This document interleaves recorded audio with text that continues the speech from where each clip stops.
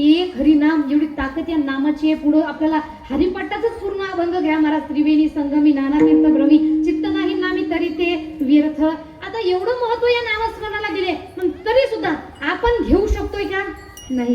पुरुष वर्ग 10-12 जण आपण एका ठिकाणी जमलोय. आपल्या देवाच्या नामाच्या गोष्टी चालतात का? आपल्या गोष्टी काय चालतात? कुणी ट्रॅक्टर घेतलं, कुणी मोबाईल घेतला, कुणाच्या मुलानं काय केलंय, कुणाच्या मुलानं काय नाही, या सगळ्यामध्ये आपल्या गोष्टी चालतात. आता महिला वर्ग मला सांगा, आपण एका ठिकाणी 10-12 जणी महिला बसलोय, आपल्या देवाच्या नामाच्या गोष्टी चालतात का? मग काय चालतात? शेजारच्या घरात काय चाललंय, कुणाची पोरगी पळून गेली, कुणाची मुलगी कुणाला बोलते, आणि या गोष्टी पण आपण एवढ्या टेन्शन करतोय कुणाला ऐकू येऊ नये. गावामध्ये काय झालं तुला माहित आहे का नाही? पुढची म्हणते तुला म्हणून सांगायला कोणाला सांगू नको. काय झालं? आकाशात झाल्याची गेले की तुका म्हणे आईशी थोर हानी केली करिता टवाळी जन्म गेला. याच्या त्याच्या टिंगल टवाळ्या करण्यामध्ये आपण आपला अख्खा ऐश्वर्याला घेतोय पण घर बसल्या भगवंताचं नाम घेत नाही का? गगनाहून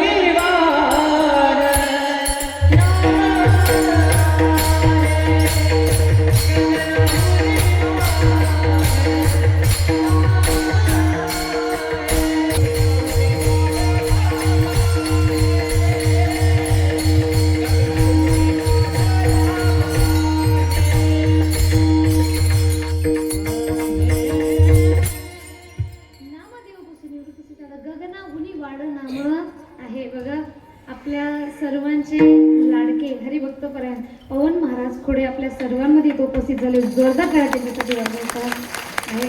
बघा, पवन महाराजांचा स्वभाव म्हणजे वारकरी संप्रदाय हा त्यांच्या रक्तात आहे. आणि त्यामुळं कुणी परमार्थ कशासाठी करतोय, कोण परमार्थ कशासाठी करतोय हे माहित नाही, परंतु संपूर्ण एकच फक्त पवन महाराजच नाही तर संपूर्ण खोडे परिवार जर परमार्थ करत असेल तर या सर्व समाजाला व्यसन मुक्त करण्यासाठी, म्हणून व्यसनमुक्ती सम्राट हे त्यांच्या घराण्याला नाव सुद्धा शोभलेलं आहे. आणि गोड असा स्वभाव आहे. आपल्या वयाचे युवा आहेत पण तरी सुद्धा कुणासोबत कसं राहायचं हे त्यांना अगदी व्यवस्थित प्रकारे माहीत आहे. वडीलधारी या त्यांच्यासोबत तशा प्रकारे राहतात, युवा या त्यांच्यासोबत तशा प्रकारे राहतात. मी आल्यानंतरच विचारलं होतं, बाबा दिसले नाही, म्हणून त्यांनी म्हटले कुठं गेलेले आहेत. असं वेळातून वेळ काढून महाराज सुद्धा कीर्तन रूपी सेवेला उपस्थित झालेले, त्याच्यामध्ये एकदा जोरदार टाळ्या होत्या. गोड स्वभाव आणि खरे या जगातील संत आहेत बरं का. आणि अशा संतांची कृपा आपल्या सर्वांना लाभली तर याचा फायदा प्रत्येकाने घ्यायचा आहे. त्यांच्या कीर्तन झाल्याच्या नंतर सुद्धा पाया पडायला माझ्या यायच्या नाही, पाया जर पडायच्या असेल तर त्यांच्या जाऊन पडायच्या आहेत. आणि अशा प्रकारे त्यांचे सुद्धा मनापासून धन्यवाद मानते. तर बघा, संतांनी सांगितले की सगळ्यात जास्त महत्व कशाला दिलेले तर नामस्मरणाला इथे दिलेलं आहे. गगनाहून वाढ, अहो गगनापेक्षा सुद्धा जास्त काय आहे तर नाम आहे. या नामस्मरणाला सांगितलेलं आहे. बरं, या नामाची ताकद काय? नामसं कीर्तनम येसे सर्व पाप प्रनाशनम. असं पाप या पृथ्वी तलावरच नाही ज्याचा नाश नामस्मरणानं होणार नाही. आणि म्हणून महाराज सुद्धा म्हणतात, मी काय करणार, तुझं गुण गाणार आणि हसत नाचत कुठे येणार तुझ्या दरबारामध्ये, म्हणून म्हणतात ना, मनात भरली पंढरी जाईन म्हणते माहेरी, मनात भरली पंढरी जाईन म्हणते माहेरी, पांडुरंगाच्या दरबारी जाईन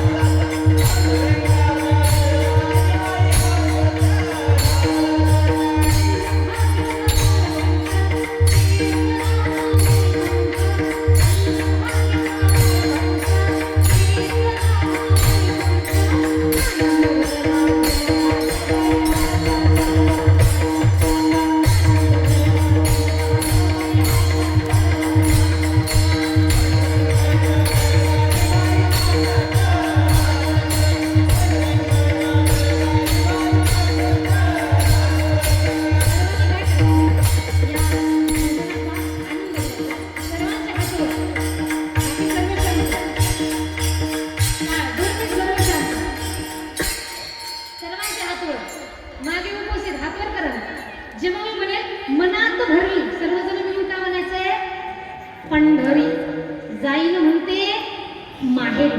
पंढरी आणि माहेरी शब्द आवाज मोठाला पाहिजे. ज्यांना ज्यांना वाटते त्या भगवंताची कृपा माझ्यावर झाली पाहिजे त्या सर्वांचे हात वर. मनात भरले जाईन म्हणते, मनात भरले जाईन म्हणते, मनात भरले जाईन म्हणते.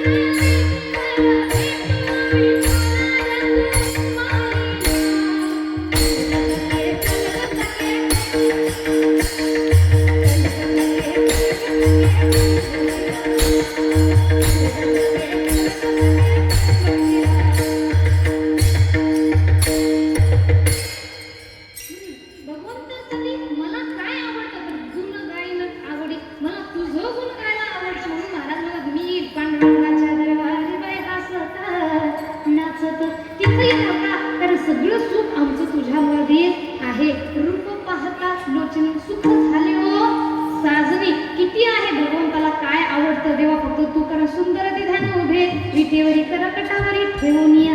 अशा प्रकारे बहुत सुकृताची जोडी म्हणून विठ्ठल आवडी. शेवटी पुन्हा त्यांनी म्हणतात की कित्येक जन्मांतराचं आमचं पुण्य आहे, जन्मोजन्मी आम्ही बहुत पुण्य केले तेव्हा या विठ्ठले कृपा केली.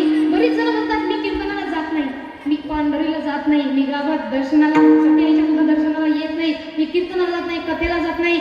अशा लोकांना माझं फक्त एक उत्तर रे बाबा, तू जात नाही अशातला भाग नाही, तुझं एवढं पुण्यच नाही की तुम्ही या सुंदर अशा मंडपामध्ये येऊन कित्येक जन्मांतरीचं पुण्य लागतं तेव्हाही मिळतं मला, फुकट कुणालाही मिळणार. जीवनामध्ये भगवंताचं नामस्मरण करण्यासाठी सुद्धा आपल्याला खूप महत्व लागतं. आपल्या जीवनामध्ये तेवढं पुण्य असावं लागतं. म्हणून महाराज म्हणतात माझ्या जीवनामध्ये आहे आणि म्हणून मी काय करणार, गुण गायला आवडी, मी तुझं गुणगान करणार. आणि हीच माझी एवढीच माझी आवड सुद्धा, दुसरी मला काही आवडत सुद्धा नाही. पुढे त्यांनी म्हणतात की अजून काहीतरी मागा, अहो धन मागा, मुक्ती मागा, संपदा मागा. तेव्हा महाराज म्हणत न लगे मुक्ती नको, धन नको, संपदा नको, पण एक दे, संतांची संगत मात्र मला नक्की दे. एकदा सर्वांनी मिळून हात वर करायचे आणि विठोबा राखू